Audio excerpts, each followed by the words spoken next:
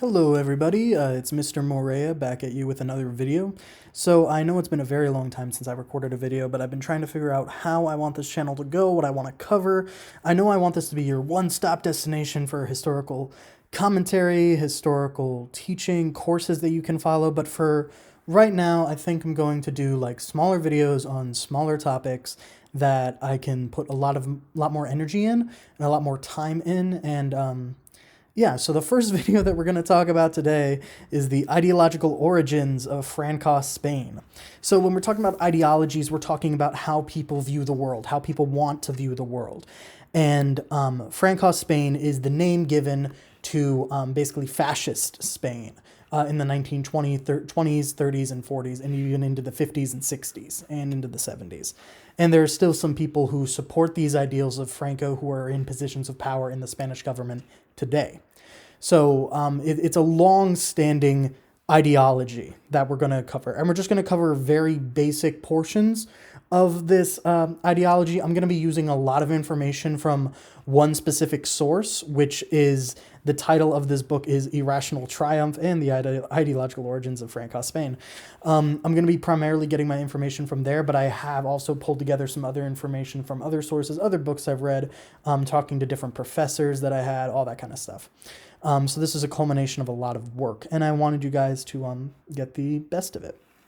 So to start out with, anytime, goes for anyone who's interested in studying history just in general, you need to know where you're getting your sources from, and you need to know who is giving them to you. Since Geoffrey Jensen is who we're going to be talking about his work the most, it's important to know who he is. He's a military historian, meaning he focuses especially on how militaries function, the militarization of countries, how people operate in times of war, and he concentrates specifically in Spanish history and the colonization of Africa by the Spanish, specifically Morocco. That's what Spanish Africa is. He also has written numerous books on Francisco Franco and the military impact of Spain. And in this book, he basically discusses 4 different military philosophers of Spain and how they have impacted nationalism into making Spain a fascist state during this time period. So we're going to break down each of these philosophers, Ricardo Burguete, Antonio Garcia, Enrique Ruiz-Fornells, and Jose Astray. So I want you guys don't have to write this down. I don't know why I'm saying that. If you want to write it down, write it down. If you don't, you don't need to. But each philosopher basically is a tiny piece of where Franco gets his ideology from. And it's important to know that we understand these types of events. So to start off with, we're going to start off with Burguete. So he was a renowned author, and he was a nihilist all the way through with Nietzsche. He was anti-everything. He didn't believe in anything. He was anti-capitalist. He was anti-industrial. He was anti-liberal. He was anti-status quo. He was basically like the prototype, like an anarchist through and through. Like that is what he didn't believe in any higher systems. He didn't believe in institutions, anything like that. Very much an anarchist. Very influenced by Nietzsche, like I said, and Zoroastro, who was another Spanish philosopher who was very much like a nihilist, anti-everything. But one thing interesting about him that is important to know that is weaved throughout all of fascist Spain is this idea that Spain needs to be masculine, that they need to be powerful, that masculinity is the only thing that separates them from becoming like France. Legitimately, that is what these people thought. They thought we cannot be weak, we cannot surrender, we cannot give up, we need to give everything we can, and the only way we can do that is if we have strong masculine ideals, feminine power, emotions, empathy, all these kinds of things, all these psychological components that are traditionally branded as feminine were seen as weak. They were seen as useless. They were seen as not a way to build a strong nation. And a lot of different countries followed this masculine priority. And that still happens in a lot of countries today. And it's important to recognize that. Also, for Burguete being anti-everything, he had an especially strong disdain for Catalan nationals. When we talk about Spain during this time, Spain was constantly going through a phase of fracturing, because there were different groups within Spain claiming sovereignty, where the Catalans and the Basque people wanted to be free from a central Spain because they didn't identify as Spanish. They identified as Catalan or Basque. But he hated everything to do with Catalan nationalists. For someone who was anti-everything, he definitely was pro this kind of hatred, this kind of attitude, this kind of reasoning of calling them useless, calling them dogs, calling them lower than human, othering them. And he thought that a way to get people to grow as a nation is to put them in military service, to push them through the military, because that is how you make someone a part of the nation. They defend it with their physical life. Garcia was a professor at the Toledo Academy in Spain, and this place basically was where every single person went who ended up getting a role in Franco's government. There was a lot of legacy involvement where people were from these schools, from these academies, from this training, and this training was seen as essential. So what Garcia did was he used the military, and he used his militaristic background to fuse national Catholic ideals. The idea that a nation, Spain, needs to be Catholic, they need to be national, they can't be anything else. The only way you can have a pure, good Spain is if everyone is a Catholic, and if they are supporting Spain, not supporting Catalan, not supporting the Basque, not supporting their other deities or other forms of religion. No, you needed to be Catholic all the way. His teaching was concentrated on how Christianity shaped Spain. And there's a lot to dissect with this. We could talk for hours about this specific topic, and I think I might do more in-depth analysis of how religion in Spain plays a feature, but this is just kind of giving you the basic origins. But there is a lot more to Spanish history than Christianity. Christianity is pretty late into Spanish history, the way that it kind of expounded and expanded itself.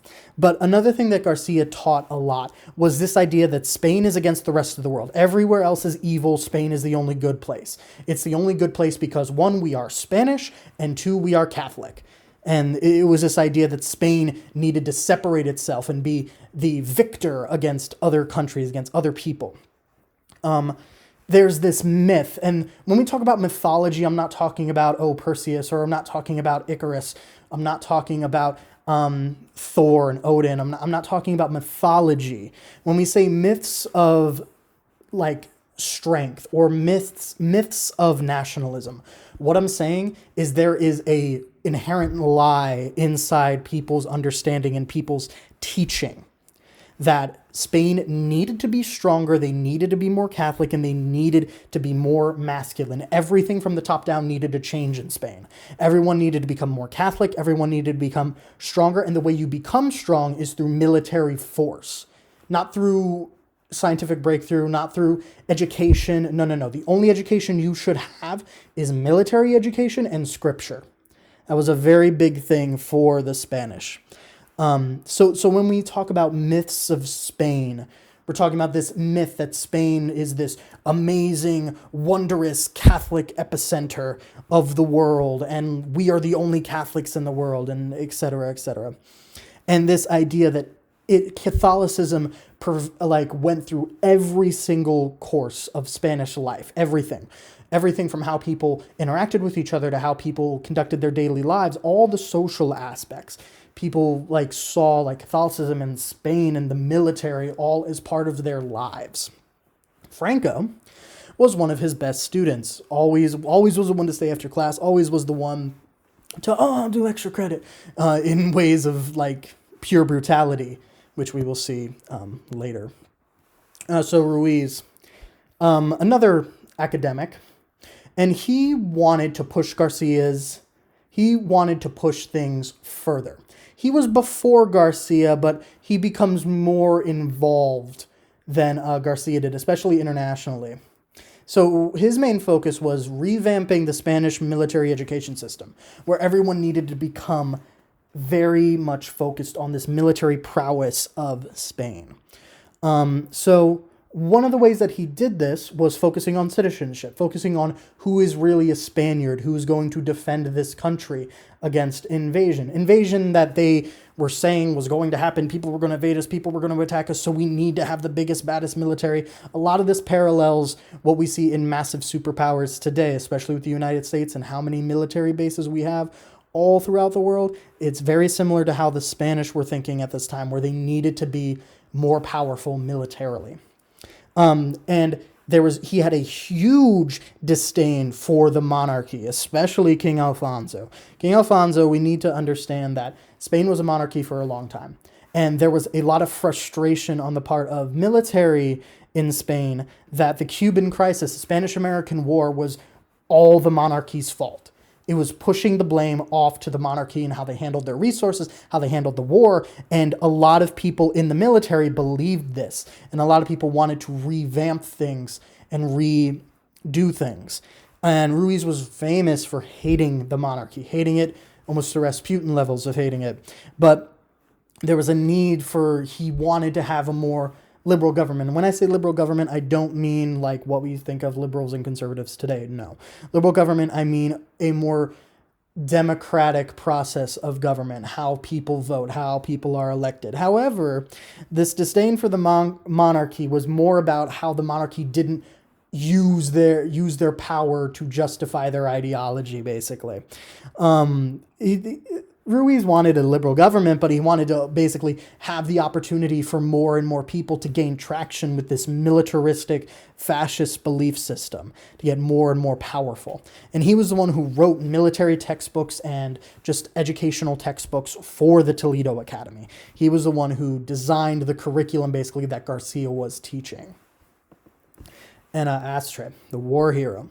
What he wanted to do was he wanted to replicate what the French were doing at this time, the French Foreign Legion, which has a lot to do with proxy wars. Proxy wars are a big topic, which we will definitely cover. I'm definitely planning on doing a video about it really after this, honestly. But proxy wars are basically when a country sends people or funds people to fight a war outside of their borders. And this was a big thing for Astray and for Spanish military. Alfonso, the monarchist, the king, approved of this Spanish legion in 1920, and Astray and Franco became the commanders of this foreign legion. And this legion became a breeding ground. Everything that was taught was focused on Spanish imperialism, conservative Catholic teachings, nationalism, military prowess, basically saying Spain has the right to conquer all this land, take it over, and we need to convert everyone to Catholic beliefs. And if they don't do it, we will destroy them. We will militarily destroy them. We will attack them. We will do anything to maintain our power, to maintain Spanish purity, Spanish nationalism.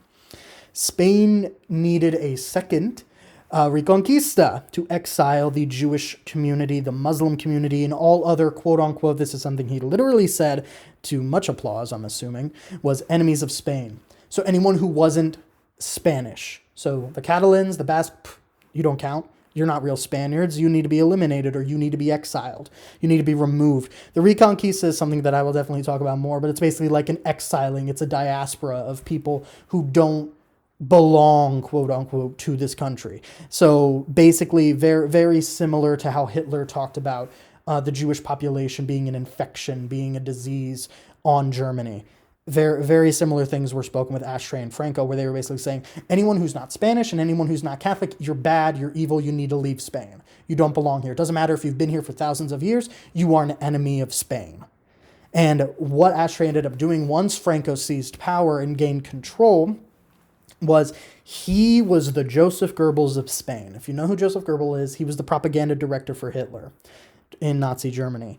So Astray controlled the propaganda, basically manipulated facts, manipulated evidence to try and paint this picture of Spanish nationalism, a Spanish national crusade, where Spain is going to take back the land that the Catalans and the Basque and the Jewish people and the Muslims and the Romani, all the land they stole, we need to get it back. And all of this feeds into this fascism that spreads throughout Spain. So the Caudillo of Spain, the head of Spain, the military dictator of Spain, the leader of Spain, Franco. Franco was a product of his time, hands down. Every single one of these philosophers, every single one of these thinkers, these people influenced him. They are the ones who made Franco what he was. Franco may have had these beliefs as well, but getting information from each of these sources, getting it constantly regurgitated, especially at the Toledo Academy, how important education is to combating propaganda. The Toledo Academy just kept being a propaganda machine, making people believe that, oh, the Muslims and the Jews and the Romani, they're all evil, they all need to be taken out, they're not really Spanish. The Catalans and the Basque, they need to be subjugated under Spanish rule. All of this stuff became more and more important for Franco. And we see this in every little conflict and every little skirmish that breaks out within the Spanish border. You have a bunch of these issues. It really does become like there are small little civil wars that happen that crop up everywhere against different factions in Spain.